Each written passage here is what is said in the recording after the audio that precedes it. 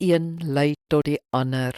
Markus 6 vers 31 sê, hy sê toe vir hulle, kom julle saam na 'n verlate plek en rus 'n bietjie op julle eie, want daar was baie mense wat voortdurend gekom en gegaan het. Hulle het selfs nie kans gekry om te eet nie. Die lewe van 'n disipel is een van onttrek en dan weer betrokke raak, van gebed en dan weer werk. Die een lei tot die ander. Die gewoel en geraas van die wêreld dwing ons na die binnekamer. Daarvoor het ons gewoontes van afsondering, stil word, skrifmeditasie, gebed. Ons ontwikkel innerlike dissiplines van dankbaarheid om oor ons gedagtes te waak, om met deernis na ander te kyk. Ons gebedslewe dwing ons dan weer na die wêreld toe.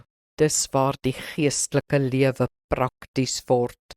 Ons geestelike praktyke behels dan die dissiplines van diens, gemeenskap met ander gelowiges, offervaardigheid, vergifnis. En dan, as die wêreld ons moeg maak, rus ons weer by die Here. Ons het beide nodig. Gebed bou ons op in die Here en in die wêreld leef ons dit uit. Die wisselwerking is belangrik.